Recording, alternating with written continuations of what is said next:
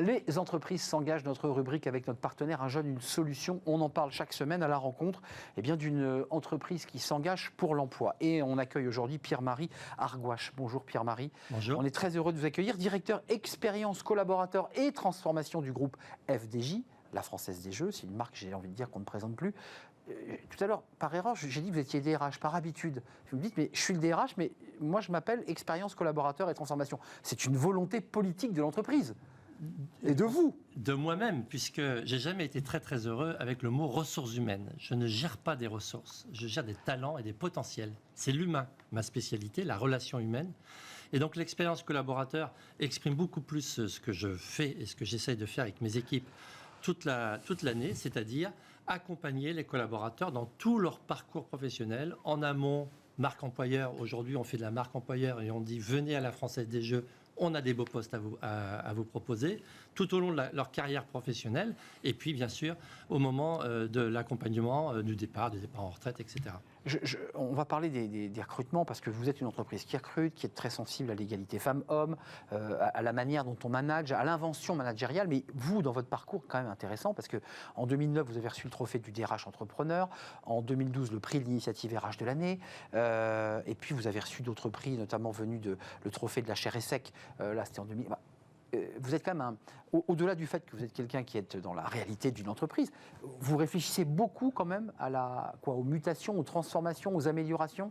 Je pense que c'est le rôle du DRH d'être un précurseur, de pouvoir aller chercher les bonnes idées. Alors moi, je ne suis pas quelqu'un qui invente les ressources humaines. J'ai une petite phrase et une citation que j'aime beaucoup. Nos meilleures idées viennent des autres. Partager avec les autres, confronter des avis, aller chercher. J'ai été président d'un club de DRH, Mouvement Génération RH, pendant 7 ans. On a partagé avec des DRH. L'un est plus en avance sur tel ça aide sujet, beaucoup, ça. L'autre a besoin d'être accompagné. Et j'ai beaucoup puisé mes idées auprès de mes collègues RH. Et modestement, quelquefois, on est venu me dire tiens, tu as fait ça m'intéresse, comment as-tu fait? Et je pense que ce partage entre DRH est un moyen de mieux servir la stratégie de l'entreprise. Alors, Un jeune, une solution, cette plateforme, on le redit, qui met en relation l'offre et la demande. D'abord, est-ce que vous avez besoin, parce que FDJ est une marque, j'allais dire, emblématique, connue, est-ce que vous avez besoin aussi d'aller sur le site Un jeune, une solution? Est-ce que vous êtes dans cette situation-là aussi? On est partenaire. Tous nos postes, toutes nos offres d'emploi sont publiées sur Un jeune, une solution. Et nous passons par cette plateforme notamment pour recruter ces jeunes avec un haut niveau d'exigence pour ces jeunes parce que nous les accompagnons avec du tutorat, du monitoring, du mentorat, pardon. Et on a un niveau de jeunes en alternance qui a toujours été extrêmement important. On est à 7 à 8% des effectifs tous les ans, 180, 170 jeunes en alternance que nous recrutons et de jeunes qui nous rejoignent pour apprendre un métier. Peut-être que je ne vais pas être précis dans les chiffres, mais j'ai 2500 collaborateurs, c'est bien les chiffres que vous avez? C'est exactement 2500. 2500. 2500 et quelques CDI, et si on compte justement les alternants, les CDD, on est plus proche de 2700. 300 recrutements de CDI effectués en 2021, la plateforme, on l'évoquait. Et puis il y a quand même chez vous cette volonté là d'aller peut-être plus loin que les autres sur la mixité. Et la diversité. Pourquoi cette volonté? Alors c'est vraiment une volonté, moi j'ai toujours eu cette philosophie, je ne le fais pas parce que des lois disent qu'il faut le faire. C'est comme pour le handicap. Je le fais par une conviction que j'ai constatée, je suis dans le métier depuis plus de 30 ans, mes cheveux blancs en témoignent, une conviction que cette diversité c'est une richesse dans l'entreprise. Et c'est par cette diversité qu'on performe dans la durée, une performance durable. Et donc que ce soit la mixité, que ce soit les sujets de diversité sur les origines ou que ce soit le handicap, j'ai eu la preuve que la performance est au rendez-vous quand on a cette mixité. Je me souviens de services où j'avais que des femmes ou des services où j'avais que des hommes pour parler mixité homme-femme. C'est moins efficace. La mixité. Donc c'est le mélange, le croisement d'idées, de personnalités, d'attitudes. Oui, et c'est vrai que le regard peut être différent. Et puis, je vois qu'on a beaucoup de difficultés à recruter des femmes dans le monde informatique. On recrute, la moitié de nos recrutements par an sont technologie et informatique. Et nous recrutons des femmes en informatique. Et donc, je fais un appel, si des femmes à formation scientifique et pas forcément ingénieures, parce qu'il y a aussi un sujet de mixité des diplômes. C'est vrai. Trop souvent, on va vers du clonage, l'informatique recrute des ingénieurs, le marketing et le commercial recrutent des écoles de commerce. Non, il faut croiser aussi les formations et les origines diverses aussi dans les diplômes pour avoir de la performance dans l'entreprise. La FDJ, donc 4e du palmarès de la féminisation sur le SBF 120, et puis vous êtes le groupe qui a obtenu un score de 100 sur 100 à l'index Pénicaud. Enfin, tout ça doit vous rendre fier. Parce que voilà, c'est un travail que vous avez mené, comme vous le disiez, avant qu'on invente la loi. Mais enfin, vous étiez là, quoi. J'ai quelquefois des amis DRH qui disent « Mais Pierre-Marie, comment tu fais ?» Oui, c'est ça, parce que vous êtes allé plus vite que les autres. Hein. Et je dis tout simplement, quand on a commencé il y a plus de 10 ou 15 ans sur des sujets pareils, mais un jour, on finit par avoir les résultats de cette réduction d'écart de salaire entre les femmes et les hommes. Et donc, si on commence maintenant, mais rendez-vous dans 5 ou 10 ans pour les entreprises qui ne commencent que maintenant et qui ont entendu que la loi demande à ce qu'on fasse des efforts sur ce sujet. Moi, je pense que c'est quelque chose qu'on devait faire, rien ne justifie qu'on n'ait pas le même nombre de femmes managers dans l'entreprise, le même pourcentage, que de femmes pourcentage dans l'entreprise. Et avant la loi Rixin, puisqu'il y a une loi récente. Exactement. Et donc, du coup, le fait de l'avoir démarré il y a assez longtemps, j'étais, j'avoue, très surpris et très fier d'apprendre que nous étions la seule entreprise du SBF 120 à avoir un indice Pénicaud à 100 points sur 100 points. Je pensais que d'autres avaient fait le boulot et force est de constater que non. Vous venez en parler sur ce plateau, vous n'êtes pas le DRH, on a compris le titre que vous êtes attribué, qui est beaucoup plus clair et qui colle peut-être plus à vos convictions. Pourquoi on vient chez vous? Est-ce que vous avez des difficultés, vous aussi, comme beaucoup de DRH ou de décideurs qui nous disent « moi je peine à recruter ». Est-ce qu'aujourd'hui, après tout, par sa marque employeur, par ce qu'on vient d'évoquer, vous attirez des talents? Alors, on attire beaucoup de talents, mais on a les mêmes difficultés que le marché sur le digital, sur le data, sur le cyber. On a les mêmes difficultés.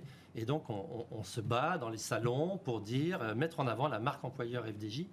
Et ce que j'ai envie de dire à un candidat qui nous écoute et qui nous regarde, venez dans une entreprise qui a gardé sa dimension humaine. 2500 personnes, ce n'est pas un monstre.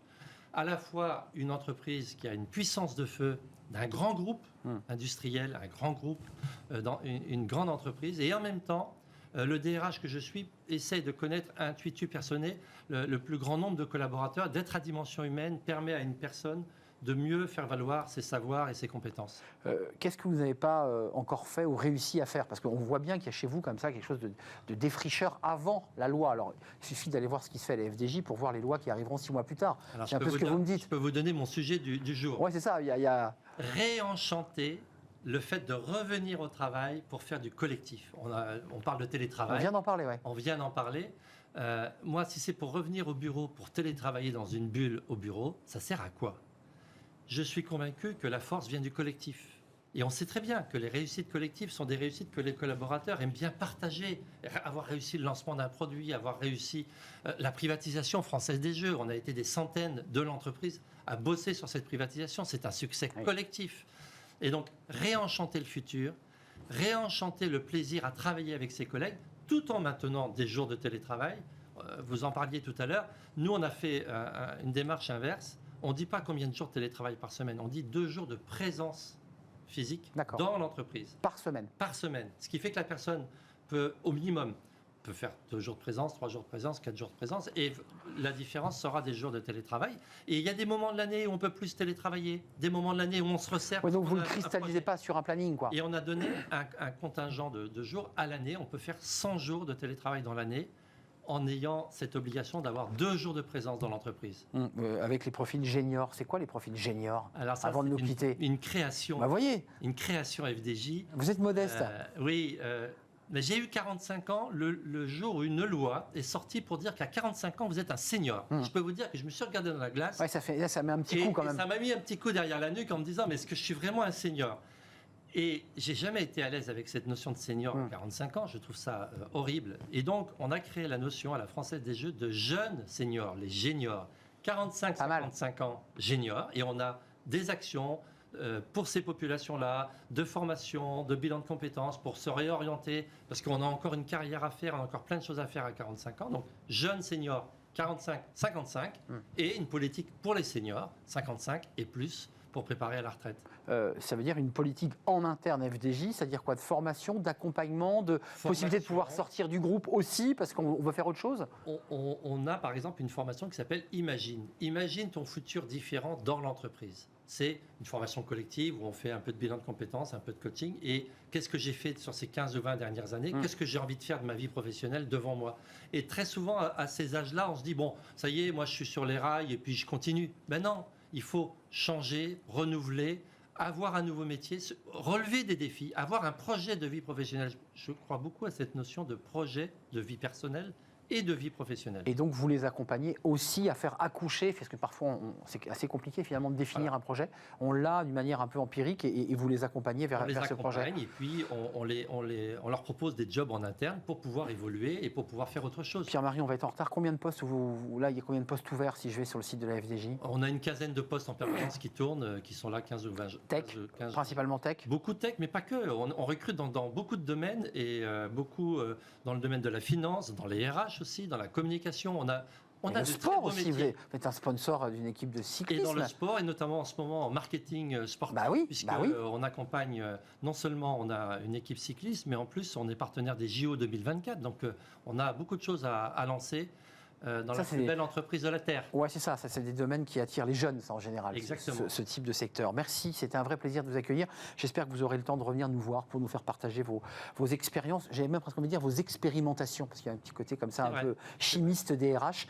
Pierre-Marie Argouache, directeur expérience, collaborateur et transformation du groupe FDJ.